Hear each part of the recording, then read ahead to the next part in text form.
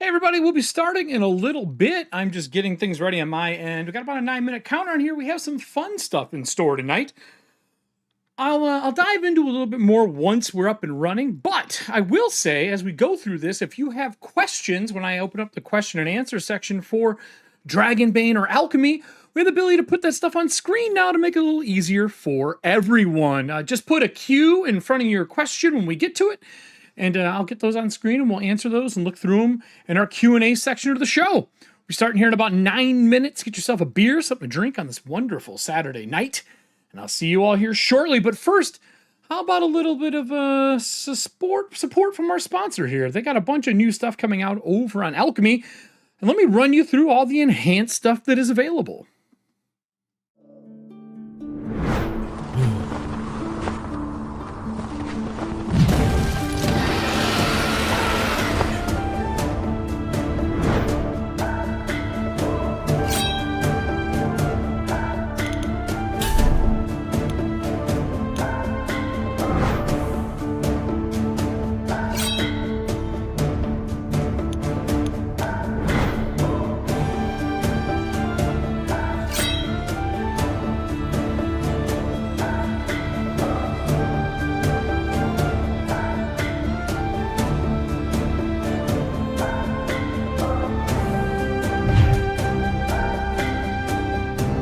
Dragonbane will be what we're looking over tonight, so be ready, everybody.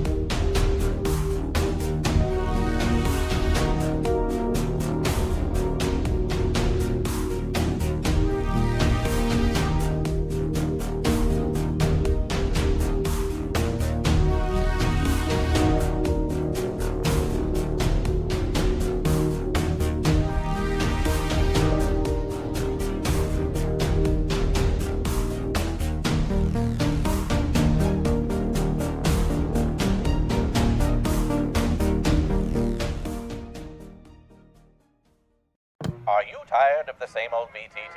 Sit back and relax and lend Alchemy RPG your ear for a moment. Prepare yourselves for an experience like no other. Now in full Technicolor.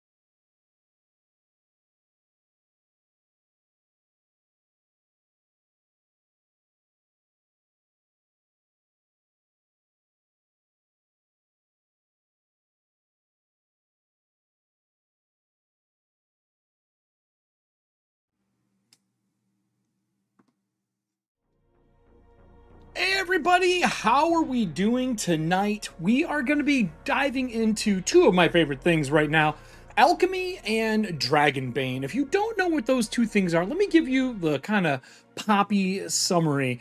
Alchemy is a new VTT on the market that is all about having a cinematic experience along with the tactical things that you need. They have a really good team and some really good ethical things that I like as someone who buys into VTTs and kind of dive in full service. For example, with Dragonbane, when you buy Dragonbane, their enhanced, or I believe their regular edition as well, which we'll get into, you also get access to the PDF for the game. So that whole double buying thing that you get in some other spots isn't here. Now, this isn't out in its full version yet. To be totally transparent, we are waiting for version 1 to launch. They've changed the idea of how they want to have character sheet building and other such things, and honestly, for the better, at least from what I've seen. And that means that we are going to be sometime in the next quarter or so seeing the full release. But it is 100% usable, 100% playable, and if you've seen any of my live shows, you already know we've been using this for quite some time. I think we started this with our John Wick, our Continental series, and then from there on out, I've just kind of been building it. And now that I have a really good grasp on what Alchemy is and what it can do, I feel like maybe I should share some of the knowledge that I've built, some really cool workarounds that you can do, and kind of the limits and expectations of using it not only for your home games, but also for streaming, because that's what I use it for. And there are some tricks you can do to kind of bring down the CPU load and things like that that we'll get into while we're playing. On top of that, we also have some new stuff. So if anyone has questions during the show, you can put Q and then put your question in, and I can now bring them up on screen for us to talk about questions as we go through. I am recording this live, so I can chop it up later, but just in case you're interested in asking questions about what's in Alchemy, this allows you to ask them, and I can put them on stream for everybody to see and what we're doing. So I hope you guys are all excited. I am. We got our music going in the background. If anything's too loud, let me know, and we will dive into it. And without further ado, let's talk Dragonbane before we talk Alchemy, because I feel like you should know the system a touch, just a touch, a smidge, before we get into how I use Alchemy to produce this. But let's head over to the work table and see what we have. So right now, we have Alchemy up in the background. I have a whole bunch of extra things up as well. And I also want to remind everybody that I do have something awesome from the Alchemy team. They have a discount code for us that I'll put up when we get into the Alchemy section of this, so you can pick up the Dragonbane Enhance after you've seen it a little bit. So let's take a look at the PDF for Dragonbane before we get into the Alchemy part. This is going to only take like 10 minutes. That's my guess, at least. Dragonbane, a little history check for everybody here. Dragonbane was the old Chaosium system, and from my time talking to Tomas way back when I think I was at Norse Foundry, we had secretly talked about it off air, that they were bringing this back into the fold. And it is a very, very popular RPG over in Sweden and in, I believe, the UK as well. It's on the side of buses and stuff. It's kind of like their D&D. And this is, if I remember correctly, the 14th iteration of this. It has a different name, Drock something more, if I remember correctly. But Dragonbane is the one that's out in English and for us to use. And it is built on the old Chaosium system. And the Chaosium system was percentiles back in the day. And I played that game way back when it was Elric, which was Stormbringer. And oh man, if you haven't read the Elric novels, I do recommend them. I think they're even in audiobook format now. Maybe that's something I'll do with the few credits I have left on Audible. But it was cool. It was the first time I remember sitting at the game room in Toledo, Ohio, playing it. And every time you were making percentile rolls for your skill against your own numbers, there would be kind of like bonuses and penalties to your skill checks by percentiles, usually by 10, and you would have to roll underneath your total skill. Well, Free League has decided that that is something they brought back in, but they have switched this up to D20s for this game. And I personally believe they did it because, one, D20s are kind of beloved by everybody. Like, let's be real. It's everyone's favorite setting and system and piece and dice to roll. So why take that away from players if you can just leave it as it is? And then they've also adapted the idea of advantage and disadvantage into the game, but Boons and Banes, and they are just additional D20s you roll. If you were familiar with Shadow the Demon Lord, they work similar where they kind of wash each other out. So if you have 3 Banes and 5, let's say, Boons, you would wash down to 2 Boons. And you would roll your initial D20 and the other 2, which when we get into Alchemy, it does a lot of that for you. But I want you to know how it works. And you're rolling under your skill. So this is Dragonbane. Like always, Free League does not mess around. It is a gorgeous book. The art is gorgeous. If you can get your hands on the box set is absolutely stellar. Okay, I'm a big fan of what they've done with it. The collector's edition came with a cloth map, but I believe the regular edition is still just a full fold-out map. It has a bunch of really nice chipboard tokens, card decks, and all the other things. Do I have a card deck sitting here? I might have put them all away. I did. They're in my box. But they have random cards for, like, monster encounters, treasure decks. My favorite one is probably the improvised weapon stuff. One of them has a snake, and you use bushcraft, which is like Dragonbane survival, and you hit people with a snake. It's outstanding. If you haven't seen it, it's probably my favorite thing in the game. We used this system when we ran our Gremlins Christmas special, if that gives you an idea of when we've used it. And I've been diving into it more and more. And while I've been working on Ethauntia, my soul punk Victorian horror setting, I realized that, like, I love PF2, but I don't think it's the right home for Ethauntia. And I've tried making Ethauntia 7, like Epic 7, and instead, I'm here. I'm a Dragonbane. And I think I found its final home as I've been doing a lot of design work for it. So all the normal things at the beginning of this book, and this isn't what I want to show you. There's like 5 things in this book that I quickly want to go over. 1, measuring time in this game. If you're familiar with Aliens, they brought that back into this game. So here, let me put the highlighter on like we had before. Right here, you can see there are rules for rounds. A 10 second stretch is 15 minutes. There's 4 of those in an hour. A shift is 6 hours. There's 4 of those in a day. Same thing that they've done before, brought into this, okay? Super cool, works great. Now, they get into playing your character and all that good jazz, but we're not talking too much about that other than some really succinct pieces. Kin replace, like, your ancestry, your lineage, or your race, depending on the game you're in.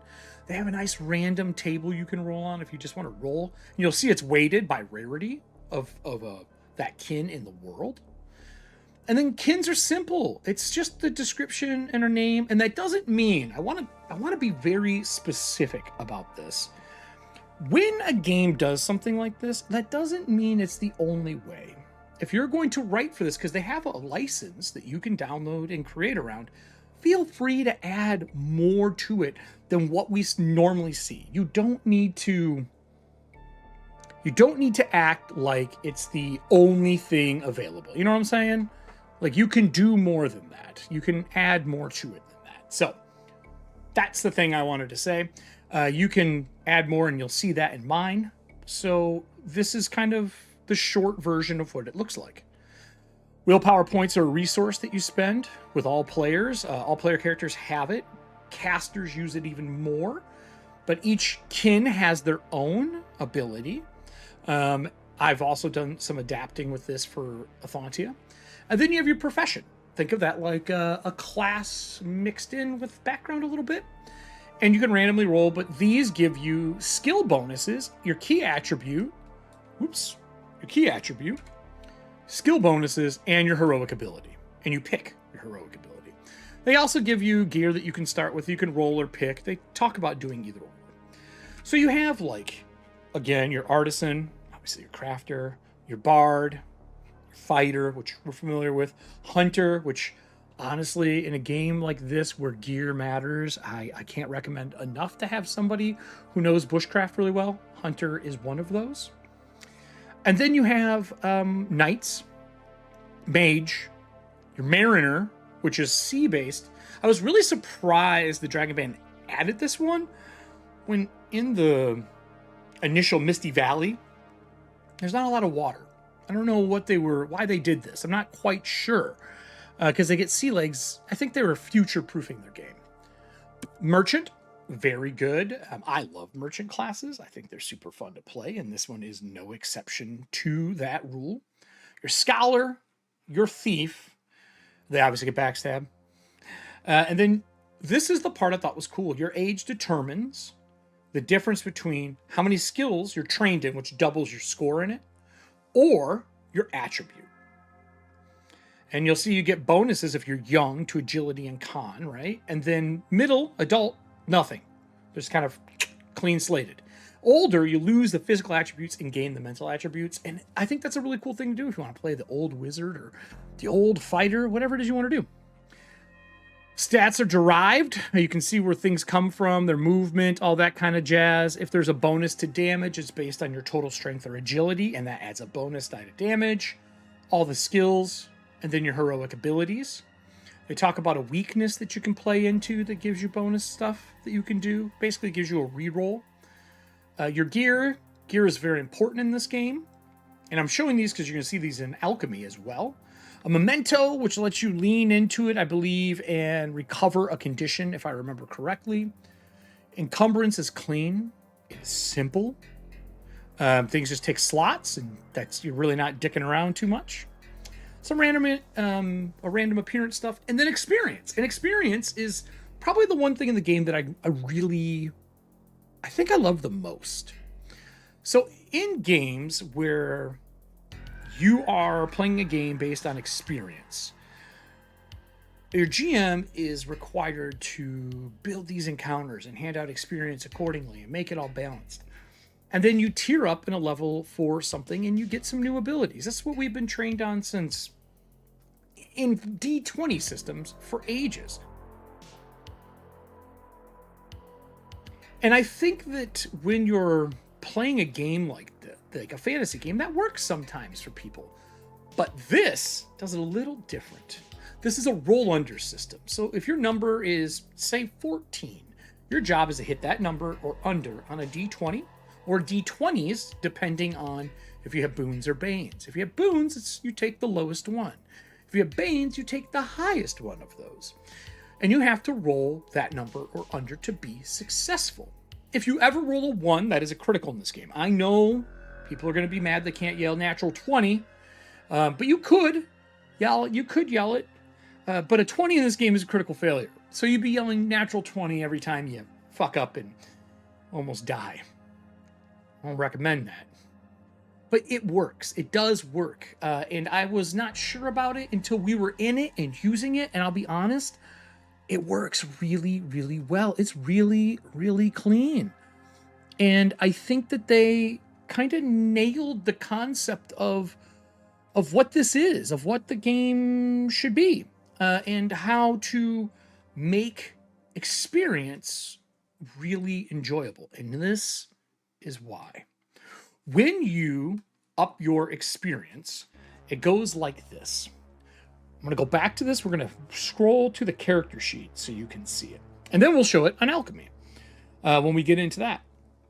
When you get experience, when you roll a 1, let's say, you get a bonus to your skill. Basically, you get a check mark. And here's what the character sheets look like. So if you successfully roll under a skill that you have in Axe, say it's 14, but you get a 1, you put a check mark. If you get a 20, you failed. You still put a check mark there. And you can have 1 check mark per skill during a session. At the end of that session, in here, you can see you ask 5 questions. You get to pick 5 skills, and you mark those. And then you have to roll over the skill. So that may seem weird since it's a roll under system, but think of it this way. If my skill is really low, like a 7, and I'm bad at it, me getting an 8 to a 20 is very easy on a rollover. And if I'm successful, my stat goes up 1 or my skill goes up 1. But if I'm at a 14 or a 15, that's way less likely. And you're going to be putting experience into it, trying to get better at it. And you're probably going to fail a few times because it's hard to get better at something you're that damn good at. But when you hit an 18, you get a new talent. I think that is outstanding. And I think that the idea of having experience tied to your actual skill, like Skyrim, is just very appealing. And since they took percentiles away, and this may be a little bit of a hot take, but I feel that percentiles are really modern and sci-fi pieces. Anytime I play a fantasy game with any form of percentile-based stuff, it just feels off. And I think it's because we're used to saying, oh, it's like 10% or 20% of that. But it's not something you say fantasy-wise. Just, it feels weird to me. So they went to D20s. And that fixes a lot of that. With that said, you can see how this works. Very simple. There are a ton of skills. We already talked about rolling the dice. But I want to point out some cool things that they do in the book itself. There are, and I'm curious to see if these are in the Alchemy, because I don't know this. They have green call-out boxes for things like helping others as bonus rules that you can use. Pushing your roll is similar to, say, Aliens if you played it. You can take a condition, which is, again, underneath your character sheets. You can see them across the top here underneath your stats. And then anytime you use that stat that's tied to a skill, either directly or because the GM calls for a skill plus a stat, you take a Bane to what you're doing. Really clean. So it's kind of a risk reward. And they talk about how it works here, how you heal your conditions, what you do. There are rules for opposed rolls. This is one where I think I'm going to do a more advanced version of opposed rolls. That's probably for a different video. If you want to hear more of my house rules that I'm doing, comment down below and maybe I'll go through.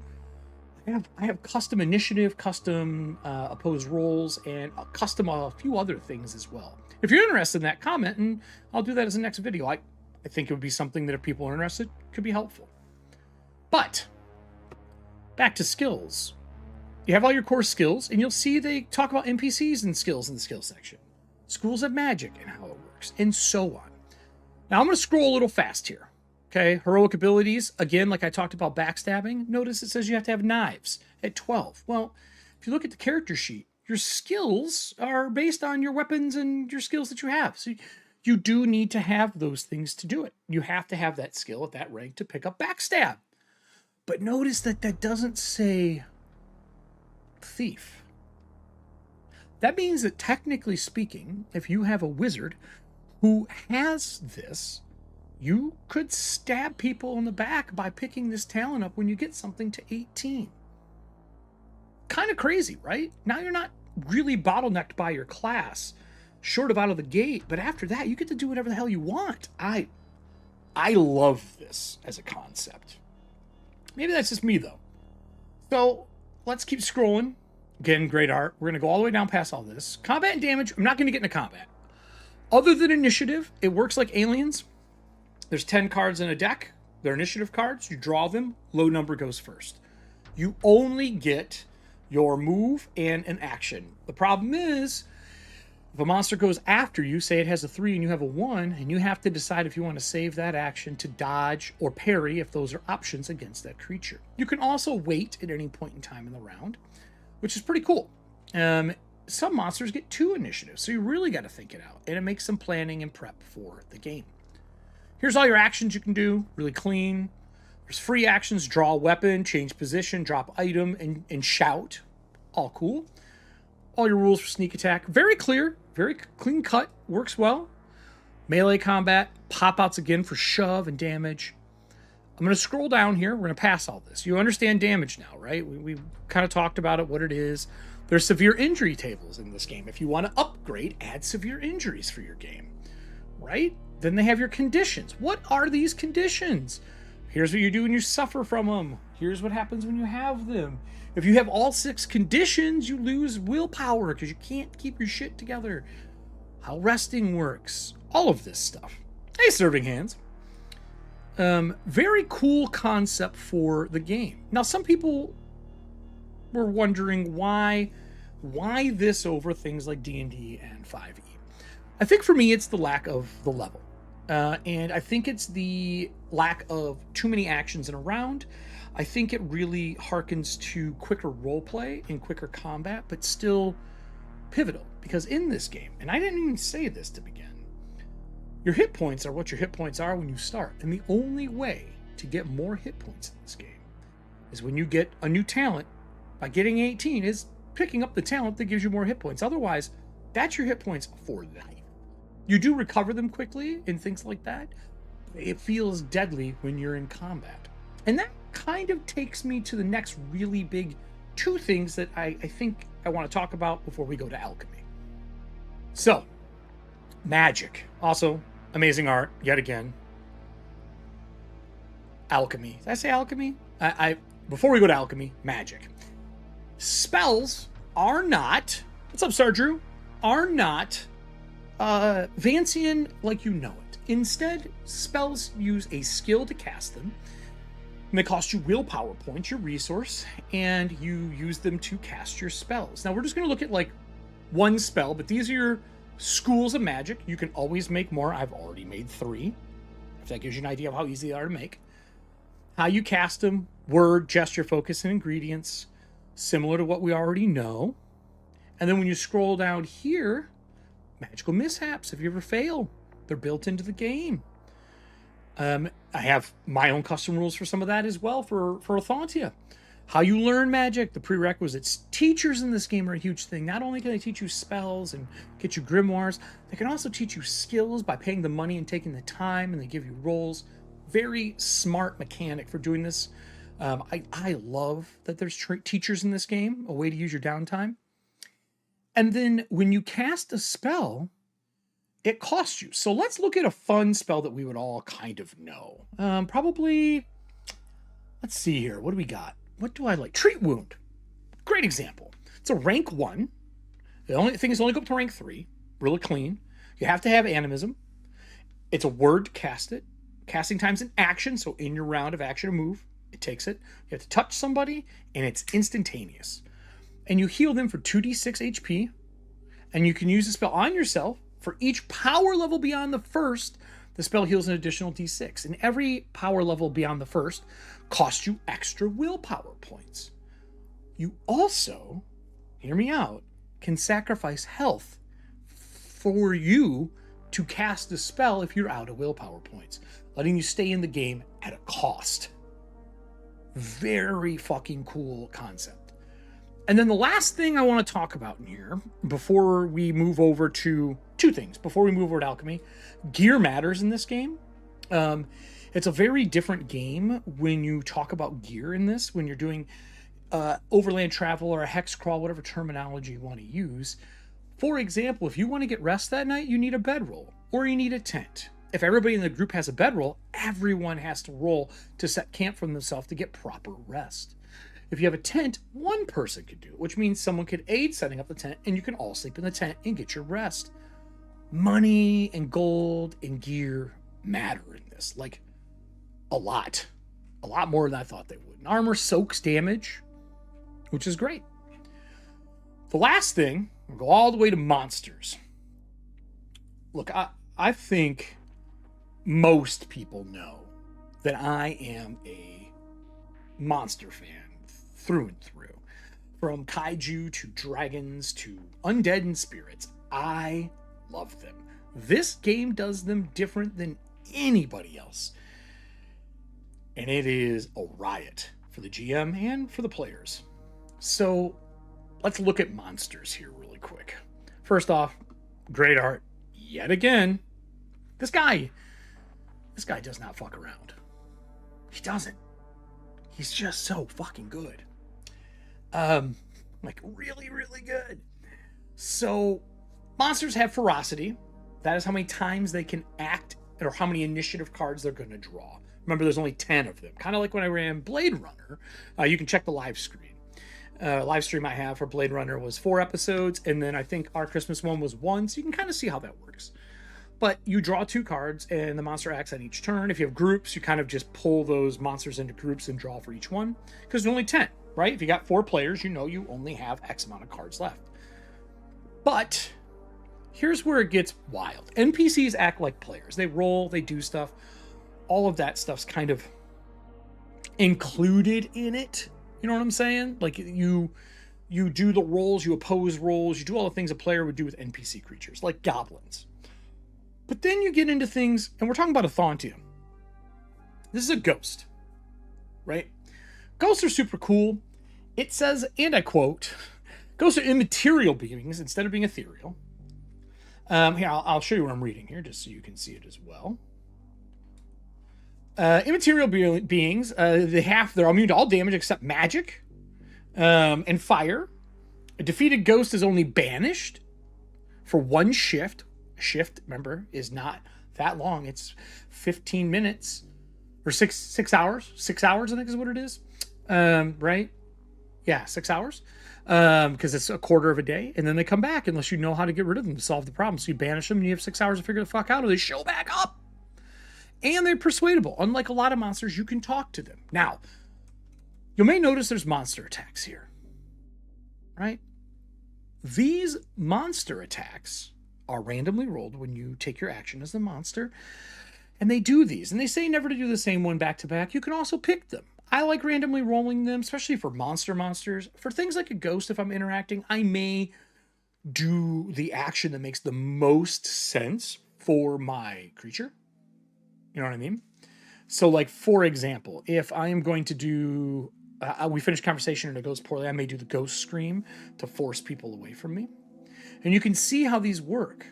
Now, just think, if a giant has these, but let's say you're playing in the snow, you could easily make an ice giant and just replace some of those abilities and replace something here. Like maybe they can throw icicles, or maybe they breathe cold, and you just add that as an ability for them. Very clean, very easy. They work so well. Okay? And there's also a whole Beastiary as well for them, with more playable kin and more monsters. So we've talked now about Dragonbane, right? We know what Dragonbane is. We've talked about what it does. What I really wanted to go through today, and I feel like I needed to give a little preface to this, I want to go through Alchemy. I want to show you how you build things in Alchemy, what I do to prep, and really how the way they've built their back end frees you to do some really crazy things. And I've come from using almost every VTT, and Roll20 heavily used Roll20.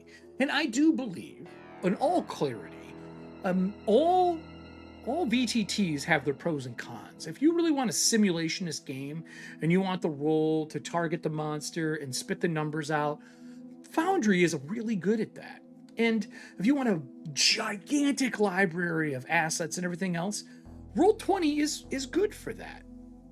But Alchemy does things that I haven't seen other VTTs do. And that's fucking awesome. Before I dive into this, I'm going to pour another drink. Does anyone in the audience have a question? If you have a question, just put a Q and type your question is. I'll put it up on the screen. I have Alchemy ready to go in the background. I'm going to pull it up and we can go through kind of the shopping, what's on here, how it works. And then again, like I said before, our lovely Alchemy is hooking us up with some discount code for Alchemy Enhanced. And I'll explain the difference between regular Alchemy and Alchemy Enhanced on the VTT, on Alchemy, because there is a difference, and it's, I'll be honest, pretty fucking cool what it is. So let me put this in. So this is the Alchemy code. I'll put it up once now. And this is the code that you have that you can use to pick up Alchemy Enhanced at a fat discount. Thank you again, Chris, for hooking up EFP with that. Hopefully some people pick this up after seeing what's going on. I will share it again at the end of the show as well. I'll put it on screen here for people to see it as well. Ooh, that's hard to read. I didn't realize that lower thirds was there. I'm going to slide this up to the middle of the screen. So you guys can get this, do what you want, and enjoy it. And we're going to go through how to use Alchemy and Dragonbane together here. But again, any questions, feel free to bring those up, and we'll go over them. I'll bring them up on screen for us. So, in front of us, what we have right now is Alchemy. I'm going to back out of this screen. This is what Alchemy looks like when you log in and you have created your account. I have a paid account, but I would recommend doing your own paid account as well. If you do a free account to test it out, you're welcome to do that. You are limited to start. You can only have X amount of characters and X amount of content universes that you can play in. Basically gaming tables. But after you sign up, it is unlimited. You can do whatever you want. And you can see, I've already made, here's mine. This is my library of things that I've been using. Right? So, I mean, you can see Blade Runner, John Wick was in here. Corpse Talk is in here. I did a Walking Dead playtest. 3 different of Ethauntias are in here. My original Dragonbane, Eat the Reich. My Living Ethauntia is in here. My Shadowdark 8-Legged Queen is in here. My DLC, which is the Cyberpunk show. My Patreon game. And then the 2 enhanced versions, which I'm going to show you how those work in a minute. Down here, they're very transparent. Alchemy has been giving us updates all the time. He shoots new videos all the time. This is 36. They're between 30 minutes to, I think, an hour. I don't know if they've ever hit an hour. And they break down what's added, what's changed, what's been fixed, just like you would for a good video game company. Well, those are getting harder to find too. And once you get through all these, you can kind of see everything. They also have a roadmap option. You can see what's upcoming, what's in progress, what's completed, and how close they are to the version 1 being completed. I mean, they're crushing it right now, right? And then content. And these are the things that are either alpha, beta, or live. And that's the different styles of things that are there for you to pick up. And there's a lot. And then they also have where the content is and how far out from being 100% it is. Okay? With that said, they are changing how Alchemy works so that they can ingest their games quicker and more efficiently. But because that tool is available to them, we're going to get that as well. I'm not going to talk too much about it other than I know they, in their streams or in their videos on YouTube, have talked about a new builder coming out. And I can tell you, it's awesome. I already kind of have an idea. I'm excited for it. It's going to make my life a shit ton easier. But let's go to the marketplace, and we'll kind of dive into the marketplace here. There's a ton of things here. A ton. Every studio I personally know, this is not from Alchemy's mouth, this is from mine. Every company I know has looked at Alchemy and wants to get their product on there because the presentation is curated in such a clean way. Peku, they make all the amazing maps. We know who Hit Point Press is, Saddlebag, Free League, Nord Games. What else is there? Is there another flipper here? All the new maps that have come out from him. Boom, boom, boom, boom, boom, right? Everything, every map. Look at this. Just non-stop, man. This guy doesn't stop. And I'm in his Patreon, so I have a lot of this stuff. And then Free League has a ton. They have overlays. These overlays are visuals so that you can put them over your stuff and you can kind of light your scenes and do really cool shit with them. And that's what they are. They're cool lighting effects that you can add to your games. And I'll show you some of those when we're in and what they do. Tales of the Valiant is already in here. That just launched. We have Dragonbane Enhanced along with the Beastiary. But there's even more. You have Kids on Bike. Darkest House is in here. Vaskrim. Tales from the Loop. There is a lot. And there's a lot more coming. So I'm excited to see all of this stuff in action. Especially like the Fallout stuff. Very cool books and things in here that are great for the Fallout game and the overlays. So let's get into Dragonbane, shall we? Yeah, there's a lot. There is a lot. Coriolis, I am so excited for. But let's talk Dragonbane. Here's how this would work, okay? There are two things that people need to get very clear when they are talking about working in Alchemy. There are your content universes, and you can see the ones I've created versus the ones that are purchased. These are all the ones that are available. These are like the foundational blocks for what you build upon. For example, since we are talking about doing Dragonbane, let's click it. In this universe, either your custom or the pre-made, these are the ones that are made, you can see that there are different modules in the game. These modules hold different pieces in them as I click through them. See these? Okay. And then this is all. So this would be everything. So we're just going to look at the major Dragonbane. Articles are exactly that. They are articles. And this is a way for you to post things to your players so they can see how they work. This is an example of it. They even have clickable pieces here, where you can see information on what you're getting ready to do.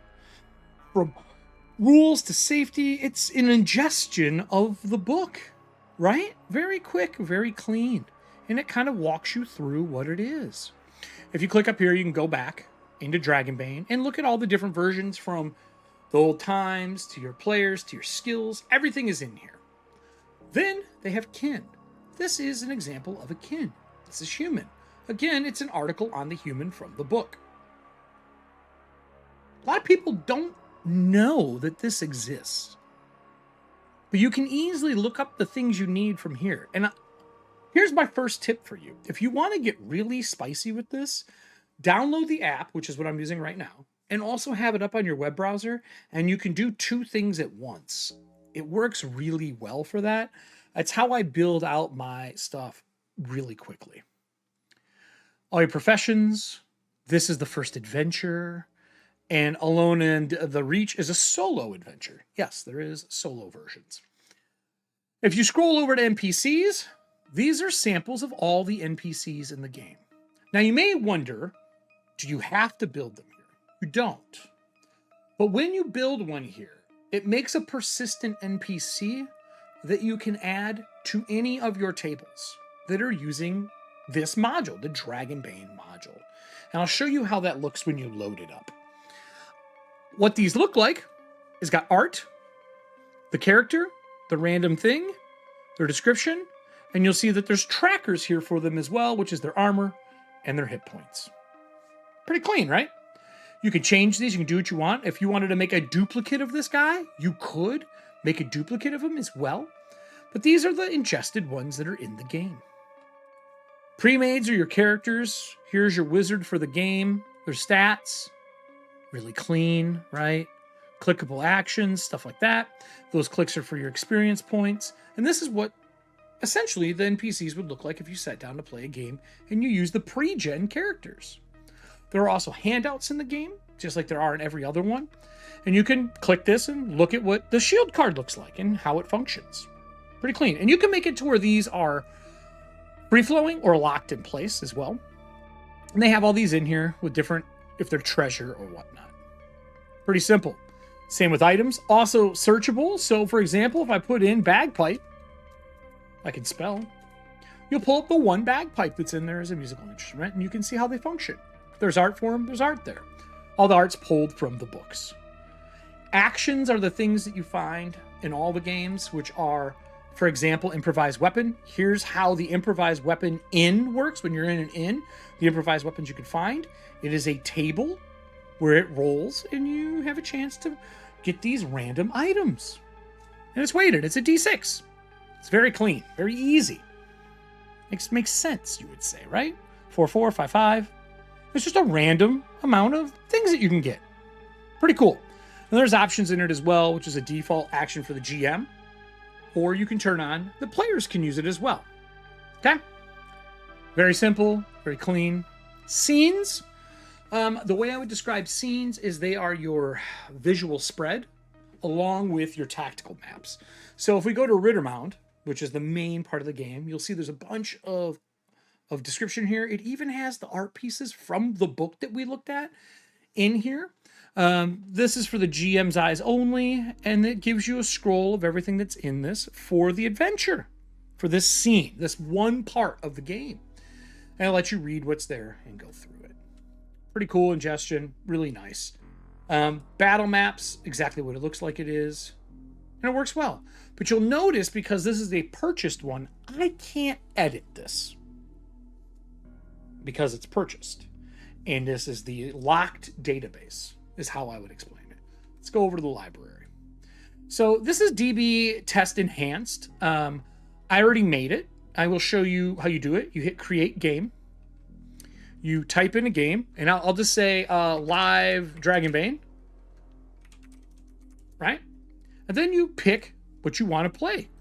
Like, I want Dragonbane. So you can scroll down here. You'll see all the options, and here's Dragonbane. And it pulls it up. And then it's like, yo, what modules do you want to include for Dragonbane? These are the modules you already own, or they're modules that you've made. Pretty simple. So I can be like, I want this, and which is the core set, right? Or I can be like, I want the quick, or I can say I want the enhanced edition, which is what we want. We want the enhanced edition. And then there's extra system modules, systemless modules I can add. Art, music, all this kind of stuff. I can do the overlay, so I'll add this overlay. And let's add one of the, we'll do this animated volume of scenes, just so you can see how this works. And I like these. But then I can go to custom. And custom are the ones that I have made. These are ones that I've made for different systems. I've edited, I've altered, and done stuff to.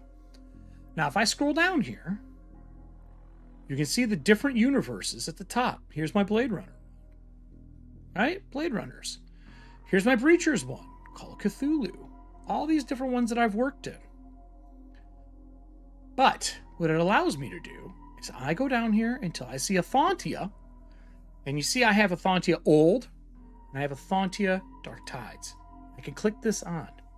And that means all of the information that I have made for Ethauntia, have it be Pathfinder or not, will now be loaded so that I can use it to work from.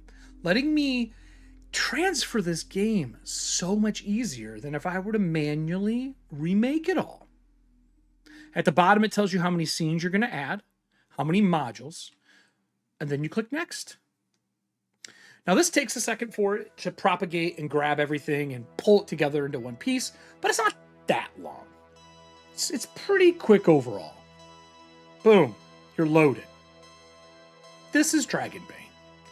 Now, you'll notice that there is audio and video. I have those off for this because I'm using this, but you could play entirely within the system. And you can even summon party members in to look at the game and see what's going on. And I can send that code to anyone I want. Or you can go in and add people in. Now, this here is because I added the animated maps from Chesapeake. I always mess their name up. And this has those things here. But let's move this down and let's go into Dragonbane. So my goal today is to showcase what you can do with Dragonbane. And using Alchemy. Not all of the nooks and crannies of Dragonbane. But if you have questions while I'm doing this about the VTT or Dragonbane, put a Q and type your question in chat. And I'll answer them, I'll put them on screen, and we'll go through them. That's part of why I'm doing this for people. Otherwise, I'm just going to chug along, but I will stop and pause and bring things up if there's something you want answered. It's also very hot up here today. We're like 80 degrees outside, and we don't have our air on. So if I get spicy up here, that's why. Because it's fucking hot. So let's get another drink. I'm going to switch us over quickly to the Dragonbane one so you can see. You have scenes, story, tools, and handouts. Those are kind of the main pieces in the game. I'm going to turn the scroll off for you too so you can see everything. So if I am up here and I click a hold of this Dragonbane, I can either view it, which is just me. This is great if you're running the game for players. And like, let's say I don't want them to know what I'm looking at. You'll see that there's an eye that shows up, and this is where I am.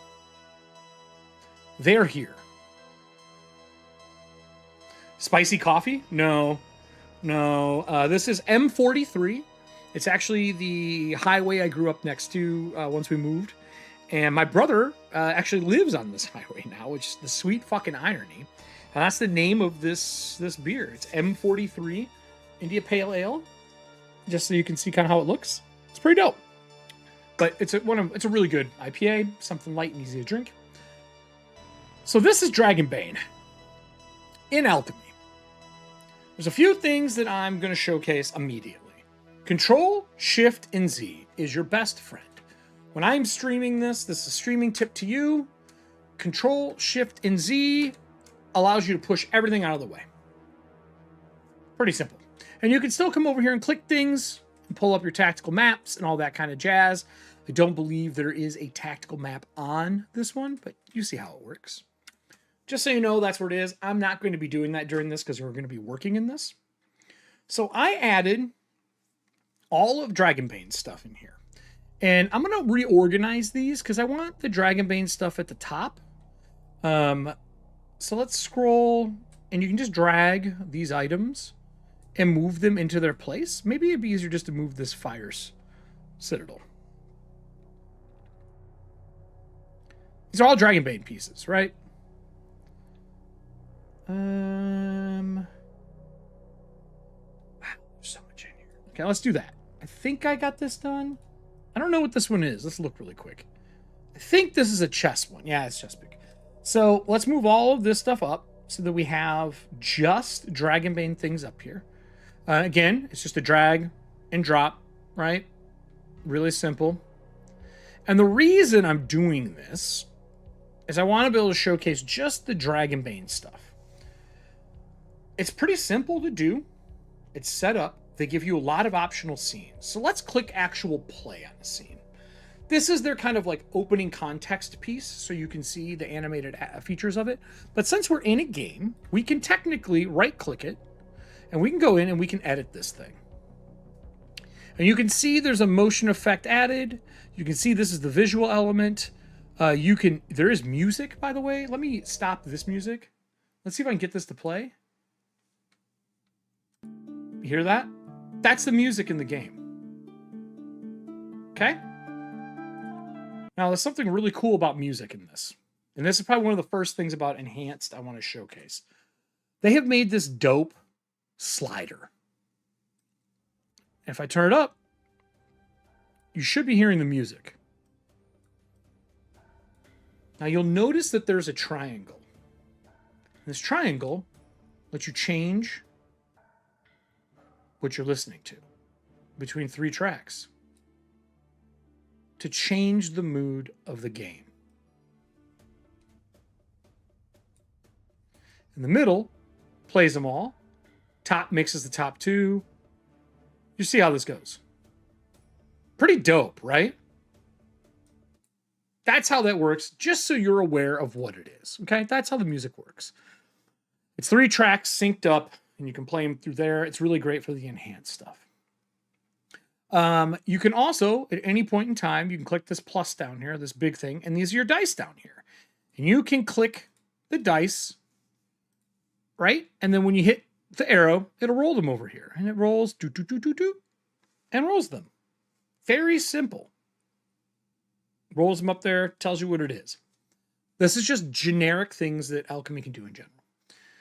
So let's go to something that's a map, so I can showcase a little more. Let's go over to Rittermount. This is the main area. It's showing you where it is on the map, right? Do they have a world map here? They should have the valley here somewhere. These are all the different sections. Here it is. This is the Island of Mist. So this is the main area for the game, right? Isle of Mist. Oh, that's not it either. I lied. I lied to you. Road's End, Village, Trollspire. Did I miss it? Did I miss it? I'm looking here. There should be one that's just the Misty Valley, is what I'm looking for. Maybe it's down further. Maybe it got buried. No? Maybe it's in here? Well, there is a Misty Valley one, and I am not seeing it. Maybe it's in here? Tactical mode? No. Well, it's got to be here somewhere. Maybe it didn't load in. Oh, you know what? I bet you it's in handouts. Hold on here. So handouts are all the things that are available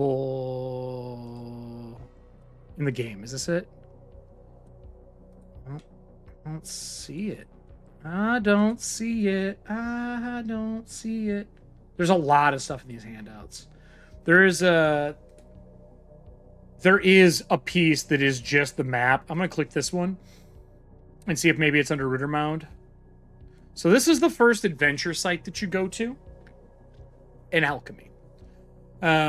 This is part of the adventure. You can see the gorgeous map, what's here. And like, this looks cool, right? It's really clean. But let's just say I want to edit this. I can go in here and go to motion effects. I can click it and I can pick anything I want to have it play on here. Out of all the different features, you can download them. They have a whole bunch of them in the shop. They're super cost effective, but like magical bugs, whatever I want, whatever looks good can be added in. Magical gold image to it.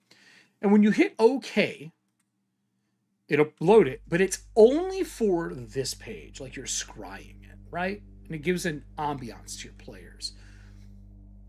When you click this, this is your tactical map. So let's grab some NPCs. You can see they've already added NPCs in here that are for your players, or sorry, for you, for the players, and they can't see them. So if you right click them, you can put their tokens on the map, wherever it is you may want to put them. Like so. I happen to know a lot of this adventure. So scroll wheel scrolls you in and out, and you can't see them. We can, but a player couldn't. Not until you either right click them and hit show, or you drag them up there. So if I hit show, it'll put the bat into effect. There's three really cool things about tokens in this. One, I can come up here, I can right click it, and I can send a journal. And now this will be in the journal for them to look at. They'll be like, oh shit, that's what that is. Even if he's invisible, I can do that. If they click it, it pulls him up. Now we can see everything on this bat, right? Like we can see all of it. We know it's here. We know the random attack rolls. We have everything. We have their trackers, and we can edit them. So if we want this bat to be more powerful because we have more people, we can come in here and edit him. And it will make a new version of this bat. So that's pretty cool. You can edit who they are. So like, let's say I want to go in here, hit plus, and there's templates, and then there's in-game. Templates are the core ones that are made. These are the ones that are just that come with the Alchemy suite. I don't have to make any of this shit. It's just done. Or you can go to in-game, and it shows you each one of your scenes and what's in them. See how this works? Really clean, right? So for example, if I want, we can add more bats to the scene. So like, let's just say I want to add another bat. And specifically to this scene, we're going to go bat. You have another one. We click add. It tells you it's a 3x3 swarm. We hit OK. It'll pop another one over here. And usually when it adds it, it goes down here because it's invisible, right? So now we can take him and let's say we put him here as well. And we're going to edit this. And I'm only going to show this for one monster. He's up here. We're going to edit him. So we're going to double click him, or right click him, I should say. Click view. And we're going to edit him. And we're going to make him different than the other one. Ferocity is 2 actions. Let's go to trackers. We'll do something easy. We'll go down here. And you can see his hit points are 18 of 18. We'll make him 28 of 28. He's a super bat. That's just what we're going to do. Now, you'll notice when I click this guy, and if you click play, it'll put this token in the middle of the map, and you can see he has 28 hit points. Any point in time, you can click this, do a slider for damage, track all your damage, do all the things you need to do. I'm going to injure him. And this is a little tip for people who want to make stuff. I'm going to click OK. He's injured. He's now injured. You can stop playing him by hitting X. If I click this guy and click play, he has 18 hit points still. He's a separate entity than this one. So you now have 2 tokens, right? That's how you make separate ones. And the reason that is I made one from in-game and duplicated him. And in this scene, you'll see there's 2 bats, and you'll see their hit points are different, and you'll see the damage that's there.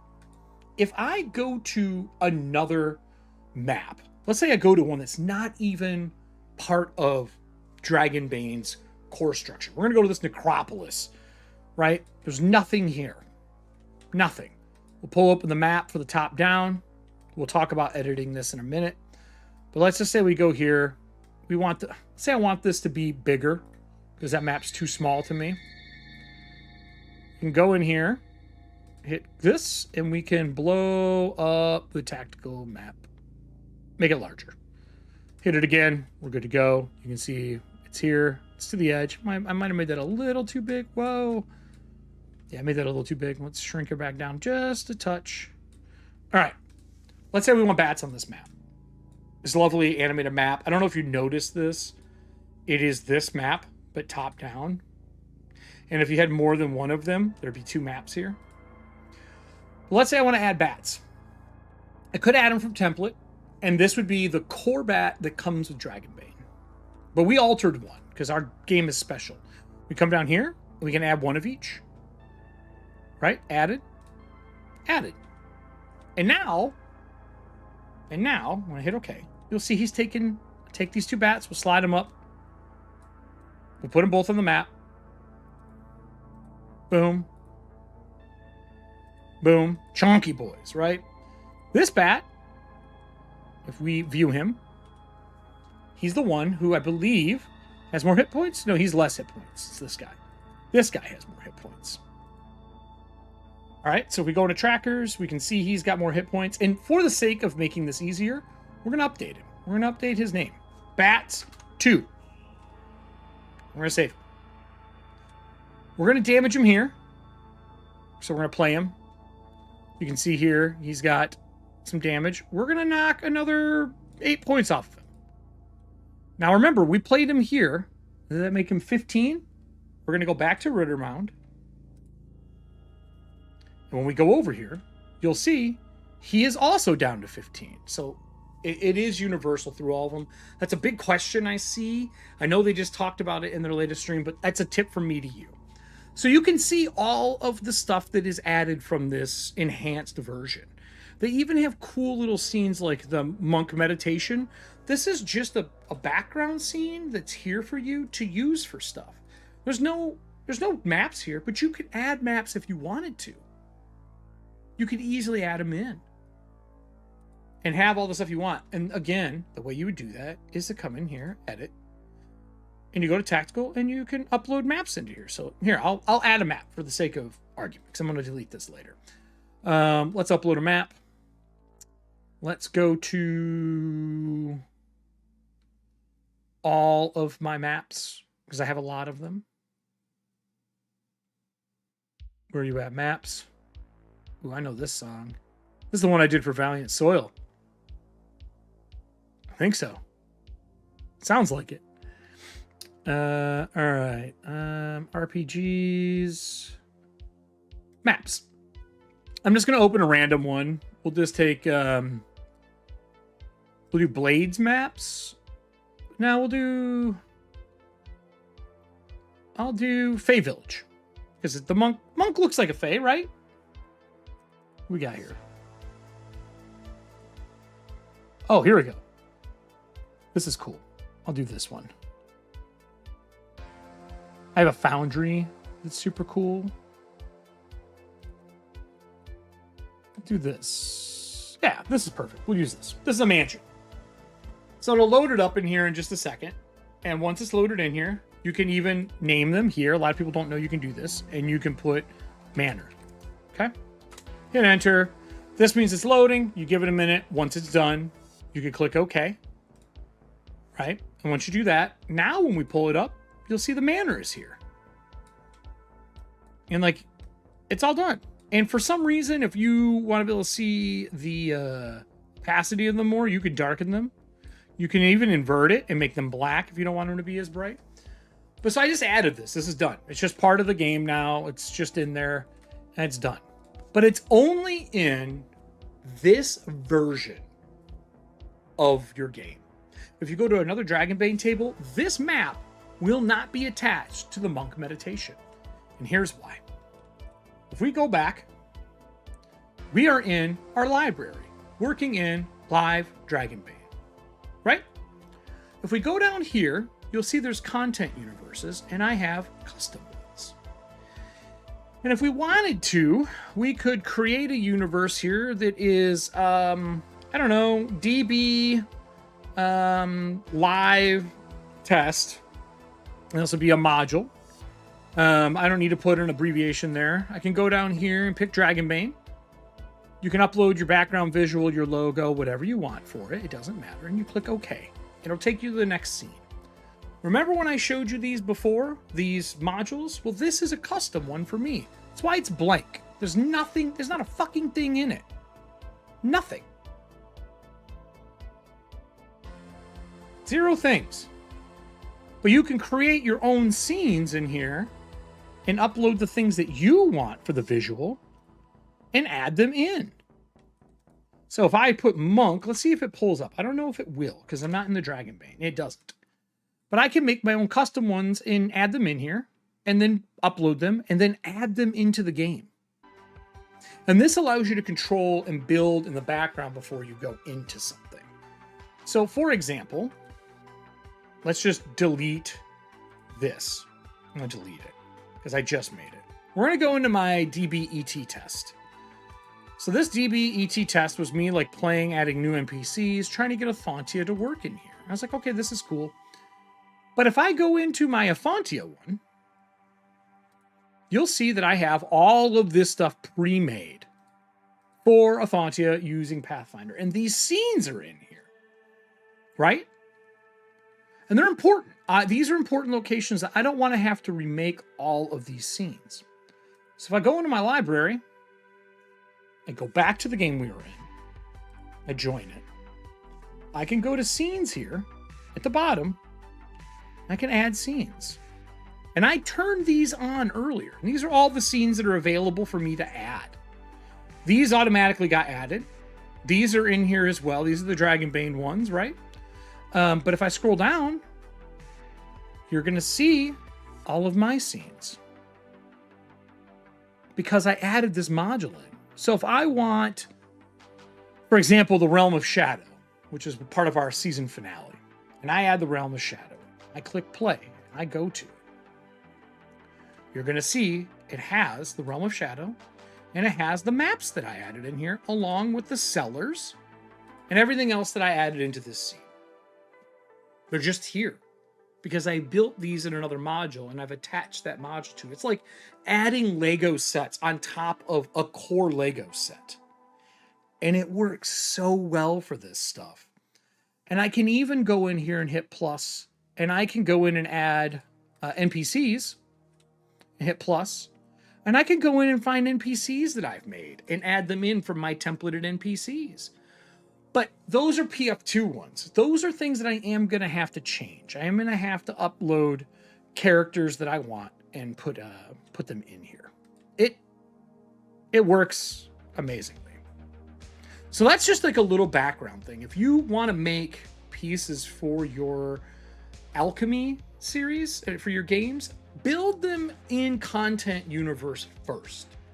And make sure you pick the system you're going to use and build from there. And by building those, you can add them into any other game that uses that system, or really, you can add it to other ones. Like those scenes I want the art for. And that's really all I want out of this. So I can strictly just add these scenes that I've made. And if I hit all, it has every scene I've ever made.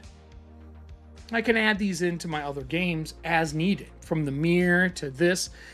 And the way I've built this out is I have my new season for Moldavia.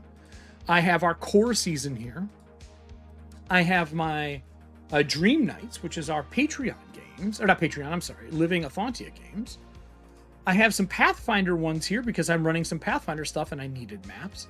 And then this is the core one. If I want anything, I can add more. I'm going to remake them in here and make my own. So if I'm going to make a DB test, right, there's a few things you can do here. If you edit this link, you can go through and pick Dragonbane, upload images, upload a universe logo. You can also add modules, create modules, and then you can add themes. I'm not going to dive deep into this, but to give you an idea of customization, if you've ever wondered why my stuff looks the way it does, I have made color themes that I can add into games. And those themes allow me to carry them from game to game to game. So for example, we go back into this Dragonbane, and I go into edit. You'll see there's your streaming, your safety, your content, all that kind of stuff. I can change the theme of what these look like to match the game that I want to run. That's how my Ethauntia stuff all has the colors. And you can change everything. You can change the bars when you make it. You can change the bottom banner for things. You can change the background image. Everything is changeable to customize it for your game. This isn't something visually that we have seen in VTTs, where you have the control to make it look the way you want quickly and easily. I actually have a PSD where I have all of the sizes that you can pull, by the way. You can just look up the Alchemy sizes, pixel sizes, to make your own. And I have a PSD that has them all on it, to where I can just go through and make a duplicate and make the stuff that I want for it. This works really well. I'm a big fan of it, and I feel like they added something that lets you make the table feel like your own when you can't be at a table with people. So here you can see the themes. If I click this drop down, you can see the different options that I can add to change out the themes. And you can even do custom fonts, right? You can go through and change them out into whatever you want. Right now we'll leave it on Dragonbane because of what we're doing. So that's the short version of like the overview of what you can do. There is one more thing that I really want to showcase. And I think that that's probably going to be the character sheets. The character sheets are super cool. There's a lot that you can do with them. And I'm going to add a friend of mine into this. So give me one. Well, I guess you can see it here. Let me just add them in. I'm going to add somebody into the game. The way you add people in is you go to party, hit the plus, and then you can type in their name here if you know it. So I'm going to add him. He's in all my games. He's here. He's a player. Boom. Look, he gets added, right? When he's added, I can then click him, and I can assign him an NPC, or if I had a blank character sheet, like say in Library, if I made a blank character sheet, I can add that to him. But let's just say I'm going to give him the wizard. I want you to see sort of what the player side looks like as a GM or as a player watching right now. They have a good walkthrough for Dragonbane. Dan from Alchemy did a 2-hour one with him and Vinny, and they did both sides of it. They did how to use the alchemy aspect, and they also did how to play Dragonbane. But I wanted to give you an outside perspective of people who are not in the company, just to kind of mirror what they're saying, because I agree with a lot of it. So if I pull up this Archmaster, in the bottom of your center of your screen, you're always going to have this as a player. I know it's annoying. I'm sure we'll see something in the future to get rid of it and be able to move it around. But for now, you can just Control-Shift-Z and move everything out of the way to see if there's a map on the table or something along those lines. Here's how it works. I'm going to pull up and we're going to view his character. This is his character. This would be Archmaster. This is all of his stats, his bonuses, his names, everything that he has here. Under stats, these are your core stats in Alchemy, right? This is if you have a damage bonus at all from your strength or your agility. And then you have your skills and the ability to click them if you're going to get experience in them. Basically, like I said, if you roll that 1 or that 20, or at the end you can answer a question and you can mark one of the skills. You see the weapon skills are divided out, and at the bottom he has secondary skills, right? Pretty clean. We can add more at any time by hitting this wrench, and then you can go in to the stats, you can see what they've made, and you can add things to him. So like he has a pretty high int, but he has his agility's kind of garbage, so he doesn't really get to add anything from agility or strength, or otherwise you'd have a drop down adding extra dice for damage. And we could go in and we can add another skill if we want in secondary skills. Just so you are aware that these are 100% editable. And you can even download the JSON file and re-upload a JSON file for a character if you want to add it in. Like if you made your own character and you go to play at a friend's table, it's like, yeah, bring your character over. You can download the JSON file and upload it and be good to go. I do think you have to have a paid account for that. So in here, stats, abilities. These are the magical abilities. Your equipment, right? Let's say he gets a new piece of equipment. We're going to go to edit. We're going to go to equipment. You can see all the things that are here. We can add a new item to him. So let's say he gets a chicken. Because why not? Right? And then let's also say he gets a spell. If I remember correctly, I think spells are in here. Is that where they're at? Oh, we have to add chicken first. I apologize. We'll add his chicken. So now he's got a chicken as well in equipment. Right? Because you got to have chickens. He has his abilities. Magic tells you how he casts. Trackers tells you how that works. You know, all that stuff. His actions. These are custom actions. His staff. Fireball. So on and so on. And these are actions that get added in. So you can make their spells. Oops. Didn't mean to back out that far. And this is how the character sheet works. So if I click play, because I'm going to play this character, you'll notice on this side, I have all these options now. So if I roll acrobatics, it uses strength, and I can just click roll, and it will roll 1d20, and will tell us if we failed. My target's 5, we rolled a 10, we didn't get it. But if we talk about his awareness is really good. If I roll that, he is much better. Annoying, screaming chicken. That's right, Kyle. How you doing, buddy? If you have questions at all while I'm doing this, Kyle, just type Q and type a question in, and I'll pull it on screen and I'll showcase what you're doing. I just want to walk through how Dragonbane works on this.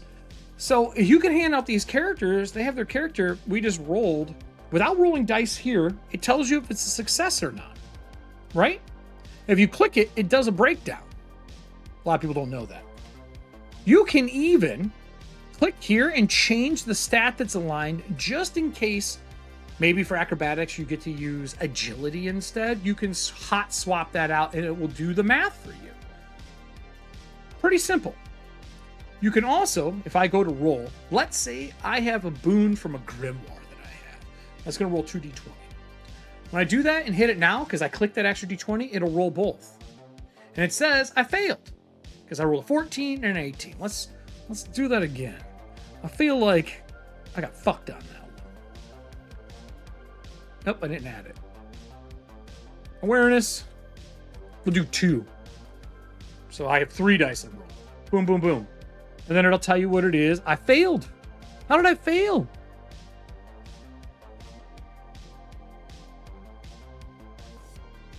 I failed. Oh, because it's adding it together. That is odd. Alchemy. That's new to me. I don't think it's supposed to be adding them together for that skill. Maybe I'm clicking the wrong button. Hold on a minute. Is there another button? Aha! It's right click. Boon. That's what it is. Now let's try it. So if I right click it, roll the boon. So what happens if I roll it now? That's why. I didn't roll with a boon. So you can right click it and it tells you, even highlights the right one. Oh, that's pretty hot. They even added it so you can do stat rolls now, which was not a thing before, because sometimes you got to do ability checks. That's a critical failure. That's bad. But you can do those as well. And then if you go to actions, it has like your staff damage and you can use it. and it'll roll your damage for your staff.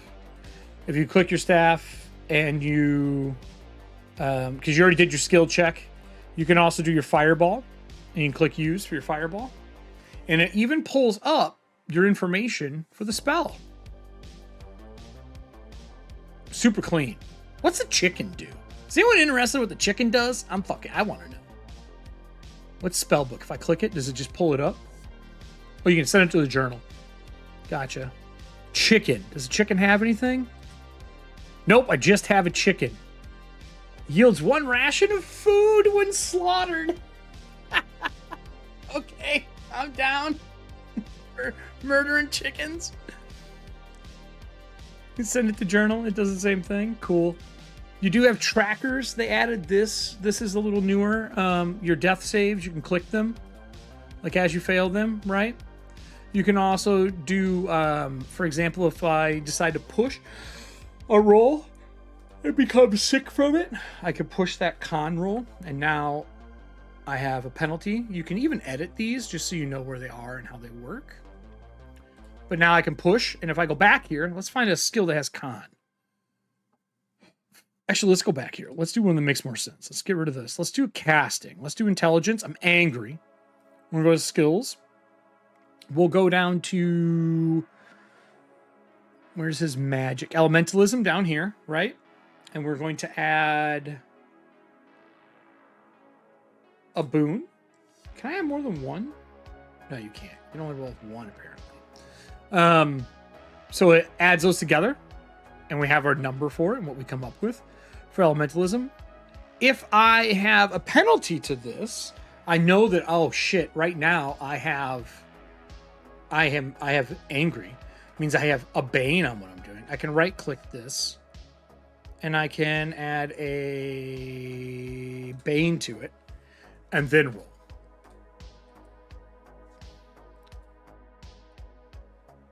There we go. And you take the lower result. Pretty clean. The character sheets look good. You have journals in this game. You can have personal notes if you type stuff in here. If your GM has saved notes on, it'll save them for you. So if you go in here, I think it's the edit game. No, it's not edit game. I apologize. It is gameplay settings. There's a few things in here I recommend having on or not. So if you are having problems with the game running slowly for you because of the CPU, you can turn off the motion effects and it just stops all motion effects. There's even a higher resolution for tactical mode, which is 4K. I always leave that off. Unless you're running it on a TV at home for people to see it on a large TV, there's no reason. You know what I mean? And then if you go over here, there's safety tools. There's profile as well in here. You can do Discord integration. You can display your current game name in your Discord status so people know you're playing. You can turn your communications on and off. You also can manage your subscription and all that kind of stuff here. But, click OK. I hit this. You can go to... Where are you at? Edit game. I think it's here. You can allow for watchers to come and watch your game. You can do private roles for GM. You can do universe search, allow players to see your thing in universe and let them see it if you want, or you can turn it off. You can save journal messages. You can turn on voice chat or off. I usually turn them off because I'm using a different program for live shows. And that's what those things are. So they give you a lot of options for it. But the maps alone, man, like if we scroll down here and we click like the tower, and we go back into here, this is on the big world map, right? If you click this, you can see it brings up the tower map. You can also, just so you know, there is Fog of War. I do get that question a lot in this. You can cover all, right? And then you can, there are quick keys as well. You can erase fog. And you can make it your right or your left mouse, which allows you to erase the fog and people can see what's going on and you can do all that kind of stuff, right? And this is basically left click and this is right click. And you can erase, reveal all. What I will say, and a lot of people don't know this, I leave measure tool on the left click and I do erase fog. Or sorry, no, I do measure on the right click. And then on the left click, I do erase fog. And the reason being is you can push the middle mouse button down and move. So now I can, if I cover all of this, right? Oops, wrong one. If I cover it all, I constantly have the tool to measure, right? And then I can measure distances. So watch this. If I know they have a 6 square spell, I can take it like this and I can measure it out and cut around it and then go back in and erase the middle out. Allowing me to do quick template stuff. And it works well. And just so you know, every time you left click, you can kind of do this kind of shit with it and make all the spots and do all the kind of, you know, measurement stuff. But I've left that way for a while because you can just use middle mouse button to move things and you can zoom in and out with the middle wheel as well, scroll wheel as well. Pretty cool. And if you don't want it, you can just take it and click it back to the move option. Right here, you can see the quick key options as well. V for move, M for measure, F for add fog, E for erase fog.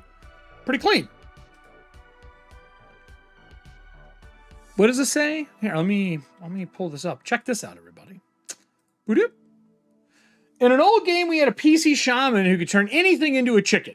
It was terribly helpful. We lost all of our rations. Look, serving hands. I agree. That sounds like it would be hella helpful to have someone summon chickens so that you can eat them. I don't know if the chickens are all right with it, but that's a genius plan. Genius plan. So this is the short version of it. Everything is in here. I will tell you the story has a whole bunch of cool stuff in here. You can click and pull up like where things are. I am a little wondering why I can't find the, let me try this. Let me just type in mist. Rid around, outskirts, travel, island of mist. I don't know why there's not a full map. It even has like information on it here for everything that's in the game. I don't know if you guys can see the scroll down here. And you can always click these to pull them up so you can see them. Very cool, very clean. Tools. I didn't show you this. So they add so much stuff into this. Remember how I said I love improvised weapons?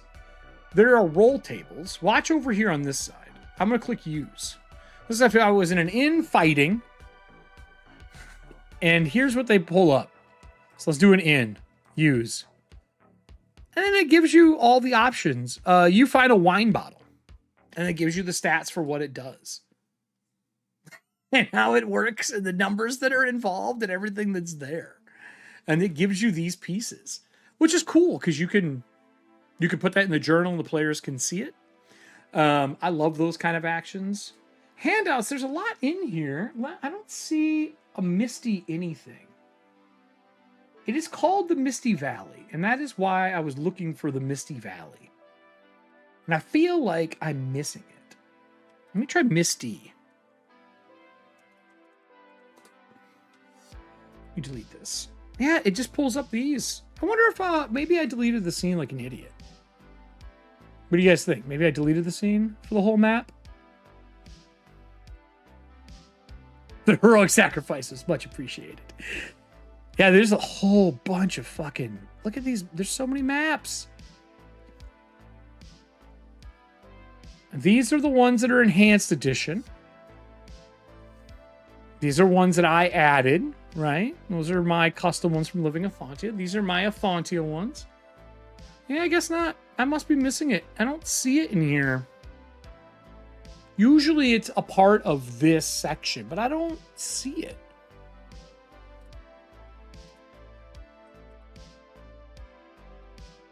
Let me check one more thing here. Let's delete this. I do want to look at maybe the Mystic Brazers. We'll just go through these so you can see them anyway. This is one of the other ones. This really gives me some fucking Disney vibes. There's nothing in this. Okay. We have the Dragon's Lair. And let's say if you get to the Dragon's Lair with the smoke and stuff, I don't know if you noticed this, but there is the ability to add notes as well if you want notes for the scene. To read off to your players during game, any of those kind of things. And it's Markdown. If you're wondering how it works, it takes all headings, so watch.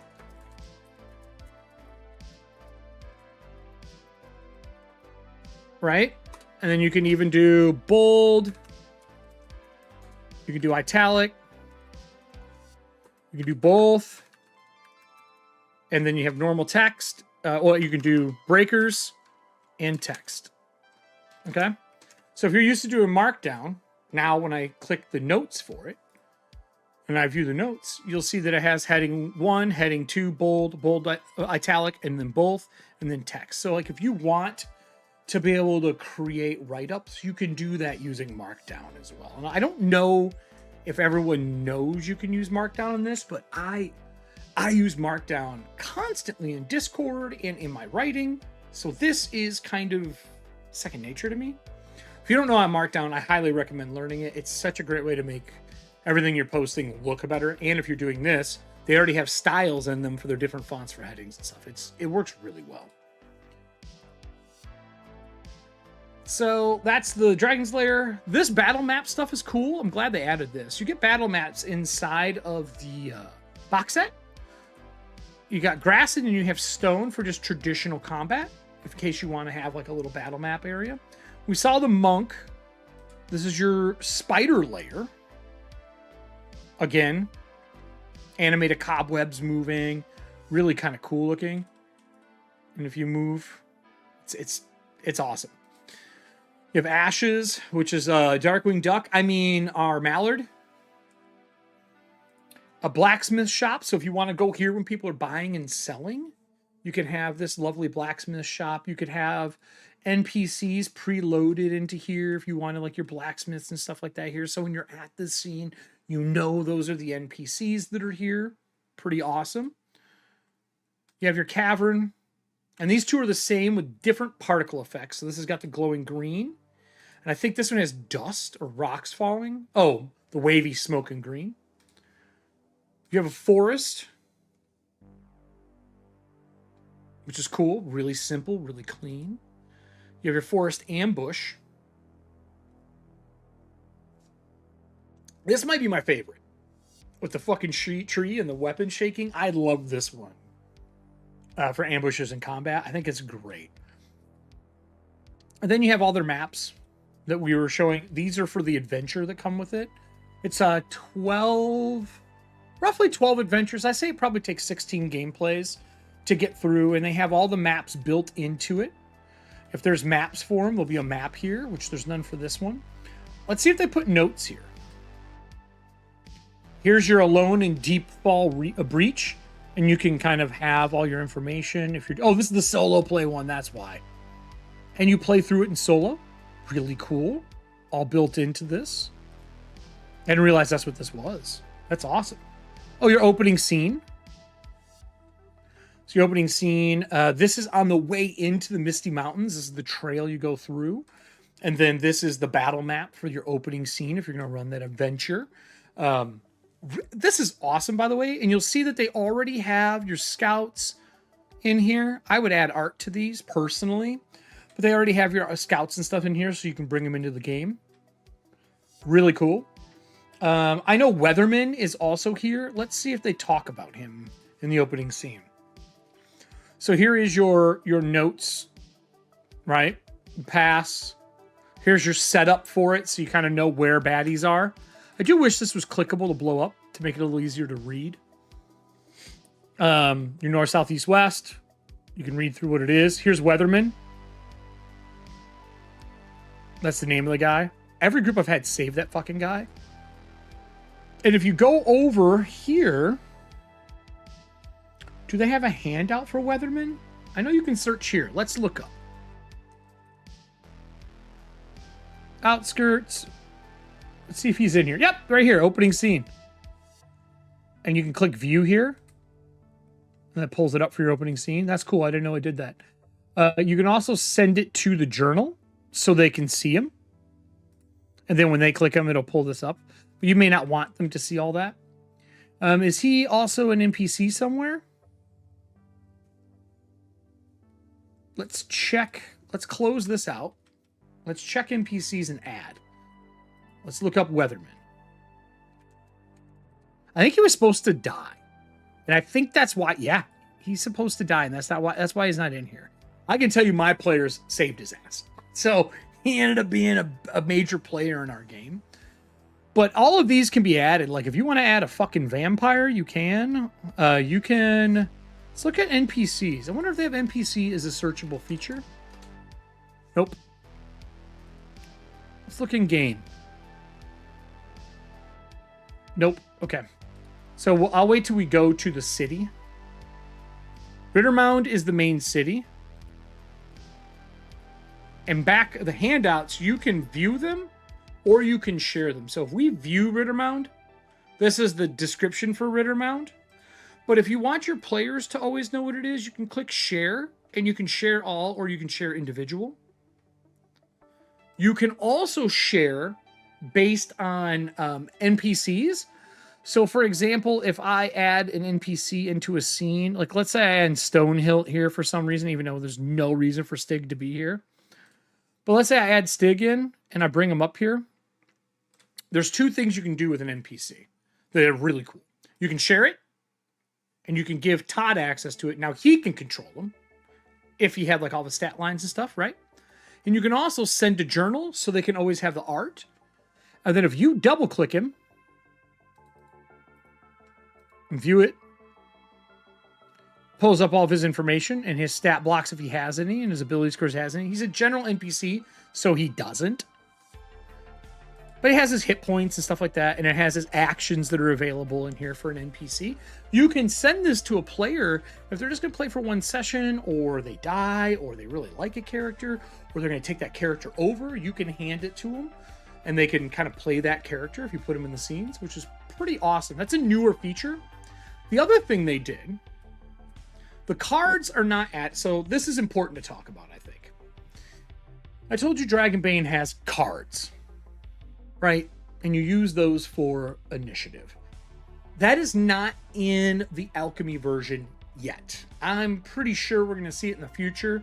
My guesstimate is probably going to be when Alice is Missing is finished, because that entire game is cards. And I would expect that they have to make them for that game to work. But they got your back. And I almost like this more. So when you do your initiative and you turn your initiative on, they added a new feature where you can see who number 1 is and who's in it, right? But you can cycle initiative and then like go through it and like do a card draw, and then it puts everybody in order. No different than drawing the 1 through 10. And if your players are like, no, I'm switching spots to them, I'm going to hold, you just drag them and move them. It works just fine. So until they put the cards out, it actually works really well. And it's faster than drawing the fucking cards. So it works really good. I'm pretty happy with it. And I think if you wanted to have duplicates in here, you could do that so that, you know, if you have something ferocity. I'm wondering if it does that. I haven't tested that. That's a really good question. Let's get a monster with ferocity. I know dragons have it. Let's find a dragon. Young dragon. Add it. Okay. I'm pretty sure dragons have a ferocity of 2. Which means they would go twice. Right? Let's go to his trackers. Ferocity 2. Okay, let's add him in. And let's see what happens when I roll. It doesn't give it to him twice. So they might expect you to use it twice on one thing. What I would do is add him twice. And add it that way. Because they should go 2 times. And if you're going to do that, just add 2. For big monsters, and then it'll put them in different positions. You just know your creature goes twice during that. I would label the one with the hit points so you know which one it is. Another workaround would be to do what we did before, where you go in here and you go in game and you add the one that's already in the game, right? Like this dragon. You would add him again to make sure that it's a duplicate. But it does need to do ferocity twice. That is something I'm hoping they're going to fix, but the random roll works just fine. So overall, I mean, the amount of work it would take to put all this shit in yourself is insane. And the fact that it is all added and it looks good and it runs quick. And then now you can go back into here. And if you know you're going to be playing Dragonbane, you make your own Dragonbane test here and you add all your own stuff in here. And then you can just add those to any of your Dragonbane games that you're playing. And you can change everything. You can add artwork here. You can add credits to it. I think if you're adding credits, I'm wondering if there's going to be a marketplace eventually to sell stuff. You can make a new module. You can share it or not share it with people. It's pretty fucking cool how you can do this. You can size the grids and everything. And then you just add it back into your main game and you're good. So, for example, if you're going to play Dragonbane and you're going to make your own version, you would make your Dragonbane universe first back here, your content universe, and you make a game. You'd add their content and you'd add your content, and now you have them both together to run the game. Just like I did. Like, if we go into this version, which is mine, you'll see everything switches around. It's using all the fonts and all that kind of stuff, but you'll see down here, it's got my sources in it. Everything's in here, right? What's up, Sheen? So since all of them are in here, you can just add and change whatever you want. Now, I know some people here are big Foundry users. Looking at you, Sean. But this adds everything together for it. Like, I don't know. I love the animated feature part of this. And I don't have them on here because when I'm streaming, I'm using so much resources already. I need to kind of hide it. But if I go in here, for example, I can put ray lights coming in. You can see it up here, right? Let me just add a different one here. Let's do something magical. What is a good magical effect? We'll use this. Adds vines, like you're looking through the space into here. And then it'll reload the scene and put this into effect. So you have this nice animated feature for whatever you're doing. It's pretty damn good. And then tactical, it has my tactical maps already in here that are animated. And my tactical maps are animated, by the way. They're just WebM files thrown in here that you can scale to the size that you want. So hold on here. Let me move to the edge of this. And you can also make the grid bigger if you needed to. I just didn't because it was just to showcase the map. They weren't really in combat here. And then you got this map. And again, if you don't want the sidebars, now you just have this. I have multiple layers of these. There's so many good Patreon maps out there that you can use for it. So yeah, so Alchemy. I'm a big fan. I love the transparency. I love the marketplace. I love that you have a copy. So like if I go into, for example, Tales of the Valiant, this is your universe. You can launch a quick version, which will load everything. It tells you everything there is to do with it, right? And then if you view the universe, you go into the universe, this is all the universe stuff as well. It works well. And I like this the most. I love the what's new. And that they have a dedicated team in-house making stuff so that it all looks the same and matches. It just works for me.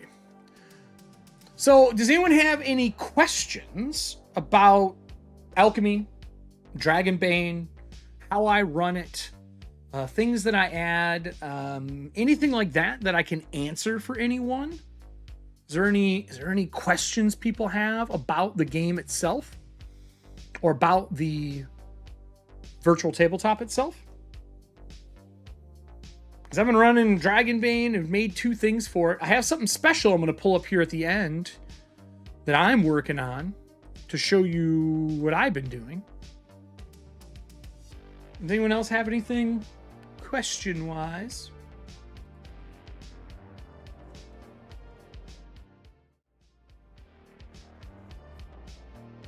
Well, with that, if you are interested, I'll again throw up the code.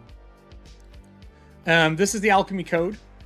They are giving a pretty big chunk off to all the people. If you're interested in picking it up, you can use this code for yourself for 30% off. Dragonbane, just copy and paste it from the chat, and you can use that when you go to redeem, and you'll get 30% off what there is.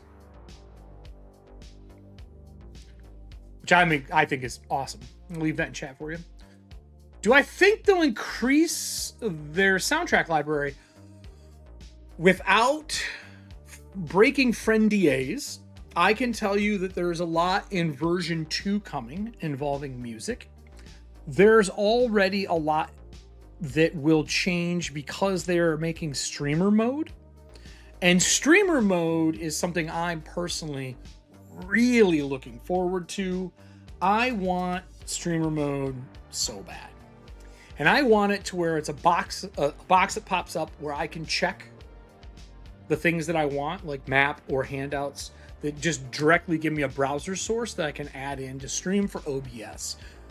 With that, I think you'll get more music. But when I interviewed Chris for Corpse Talk in September, he said, and I quote, that he likes the idea of adding more music, but it is very intense to add the music because all of the timing for their triangle thing that they have has to be perfect.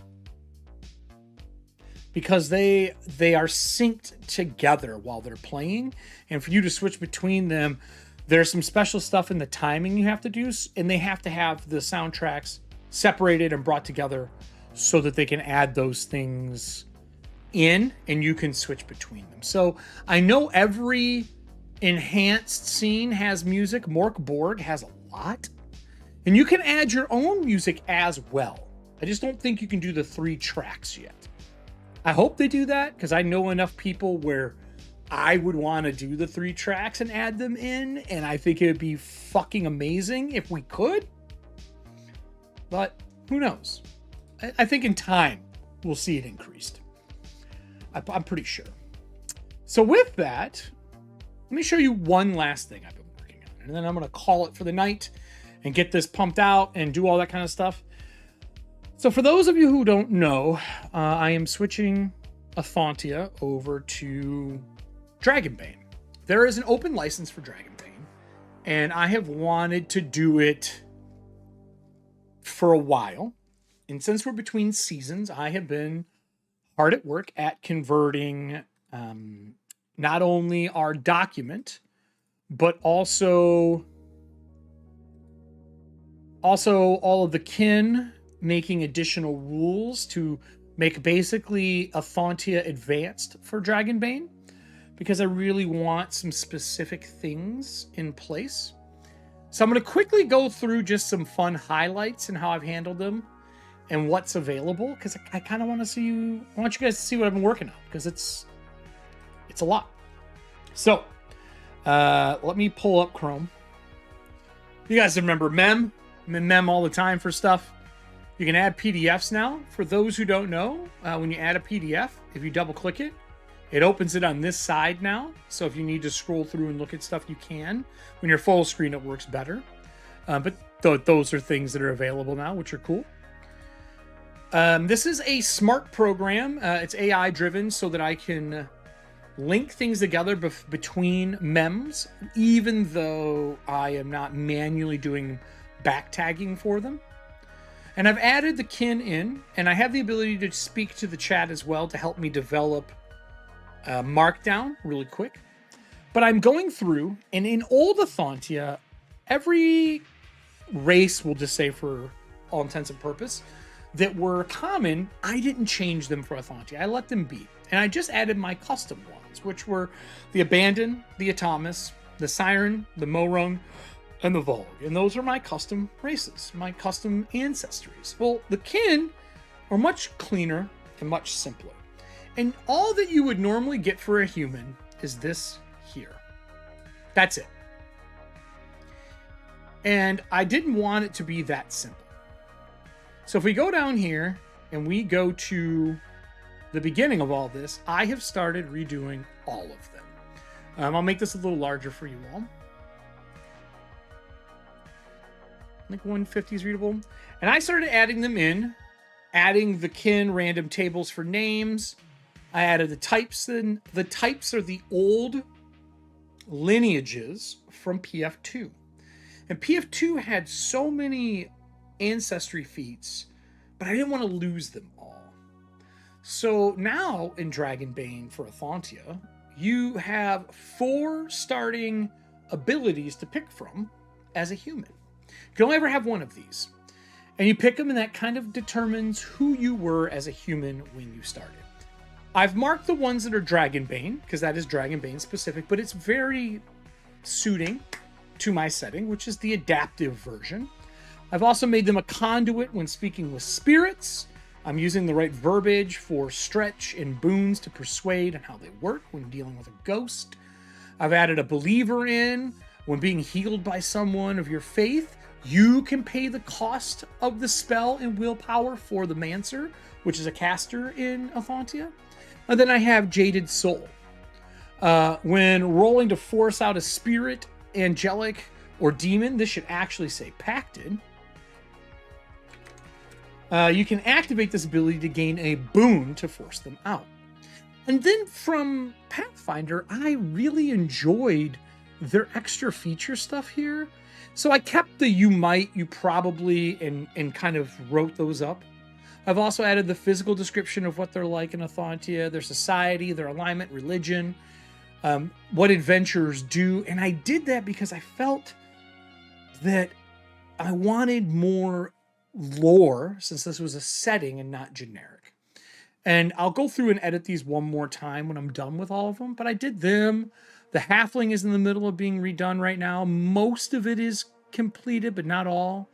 The Abandoned are already in here with their powers, the Atomis, and I've went through and started doing all these. This is a 77-page doc before editing.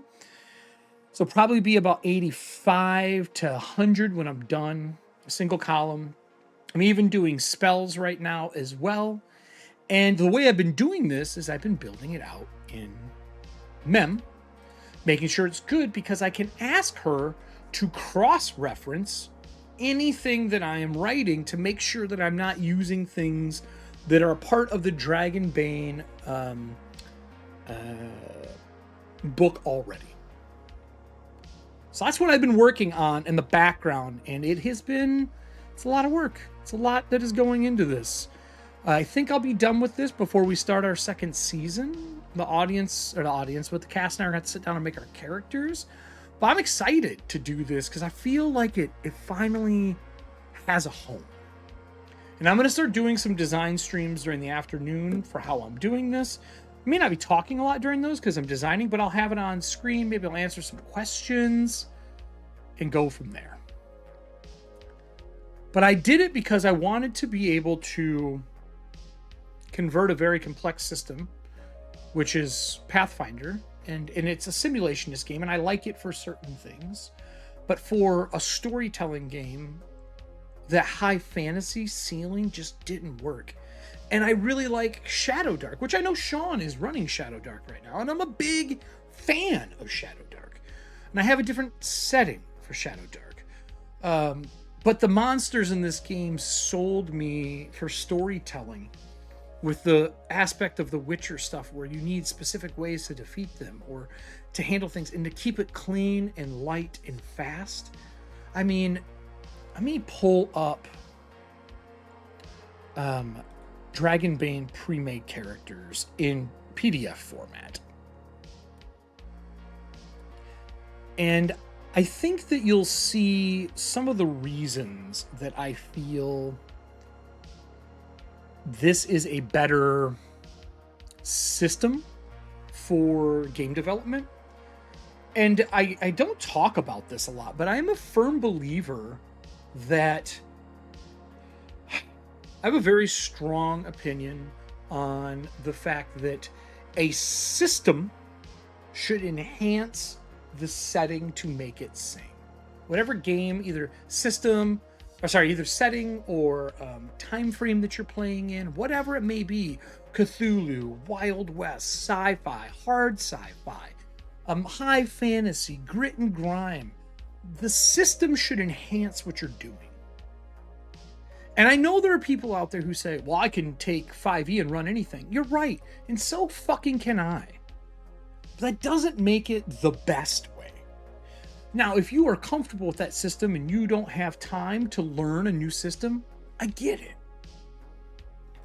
But if you were to run Aliens from Free League, and you were to strip the system out of that game and run Aliens with whatever other system you're interested in, you would have been better off staying with Free League, because they have found a way with their Year Zero, with the Alien version, to make stress a pivotal part of the game.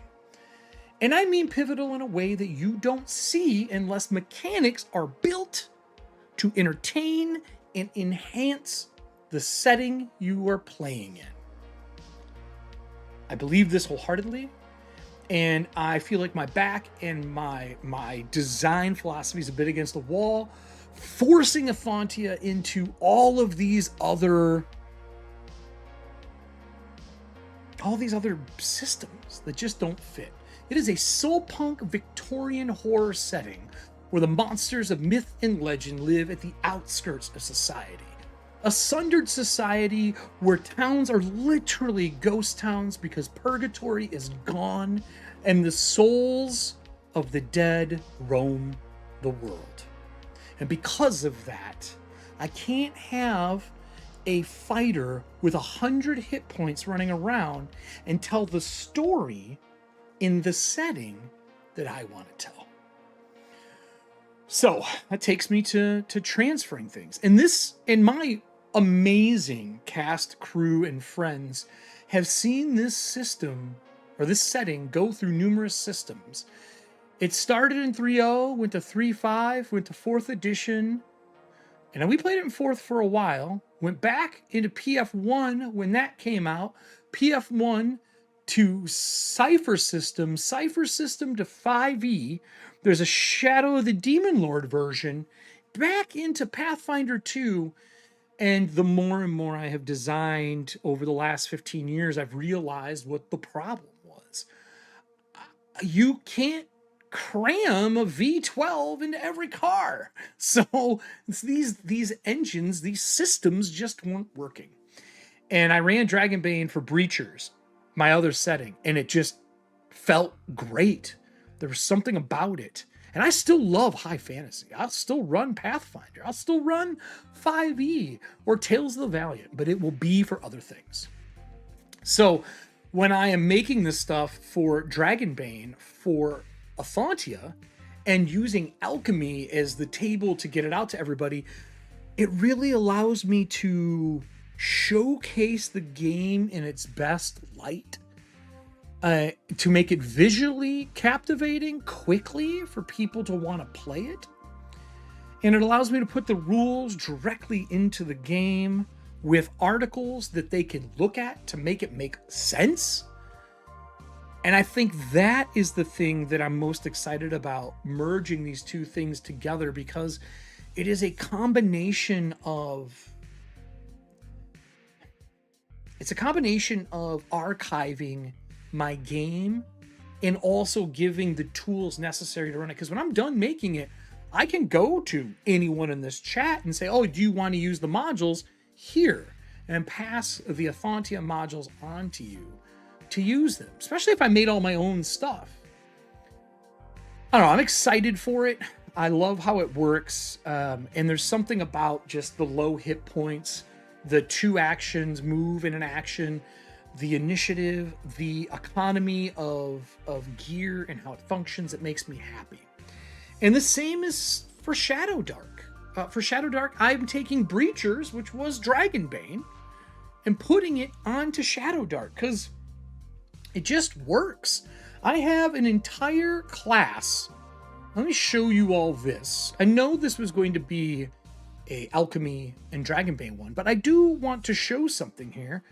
I have a dungeon chef that I made for Shadowdark, and I made it in an afternoon, and then I've polished it a couple times. I am playtesting it right now with a friend in a duo campaign, and I made this delicious and dungeon Shadowdark character. Like, check this out. And this is the thing that makes me happy because the system matches the style of the game. And I have my... Yeah, right. Correct. That is so true. Happy GMs make funnier games. I think you mean funner games, but funny. I think it is funner. Oh, it is funner. Funner games. I agree. It makes funner games. It really does. I agree, Sean. Preach indeed. I've been quiet about it for a while, but I don't want to anymore. So I made my design pillars, which I always do when I'm doing design. And with that, I designed the dungeon chef and what they have. I made their talent table, which I'm really happy with. I made a crawler book recipe and their abilities. They have the ability, if you fight something that has like paralytics, they can cut and carve pieces from it and make cures to the paralysis by cooking food, which is super cool. Like medicinal remedies, soups, and stuff like that. They have special crawler books that let them have extra things. I made some cool new weapons. I added the hand crossbow in for like hunting things, and a cooking pan and the chef's knife set. They have a drying rack that they put on their back so they can dry and make rations while they're traveling. And then just ideas for monster parts below. And I made this in an afternoon because Shadowdark lets you do that. It's so great. And if you don't know what Delicious in Dungeon is, this is Delicious in Dungeon. It was an animated series and a manga, but the idea of a dungeon shelf I love to cook. So it just seemed like a great idea. And they have all the cool art, and anime is known for doing gorgeous art for their games. And they have these different dungeon chef-like quality things in the book. I was like, I'm doing this. I'm so making a dungeon chef. And it's not Delicious in Dungeon. I made my own version of it. So I love this concept of doing this, and I'm really excited about Ethauntia being finished up. The color scheme's down. I like what we have, and I'm going to be making this into something great. So if you haven't thought about picking this stuff up, let me give a closing statement to everybody. Let me give you the reasons I believe you should pick up Alchemy and pick up Dragonbane. First off, there's a code right now. If you didn't see it, it's 30% off. And it's 30% off for the enhanced version, which has got all the animated features, right? So you're going to get everything that comes in here in Alchemy. If you were to pick it up, you're going to get every single piece of this enhanced edition of Dragonbane. All the art, the trailer, let's run and mute it in the background. All of this is going to come with your version of it. And you're getting it 30% off. I don't know how long they're going to leave that up for, so use it now. On top of that, Alchemy is clean, easy to use. It's easy to add your own stuff to it. It's a team that matters. Their Discord is stellar if you've not been a part of it. And if you're looking for a way to have animated stuff because you want a cinematic experience, this really does let you add a little more motion to what you're doing. I do think that it's easy to add and build things, and you can customize the styles and looks really easily. Honestly, even if you just have Canva or a free version of GIMP and you look up the pixels, you can easily make your own everything for this. You can add your own custom fonts and everything you want to make it feel right for you. And I've done this for numerous games now, so I know this works. This is coming from countless games of experience. And I do mean countless. I showed you earlier what I've done.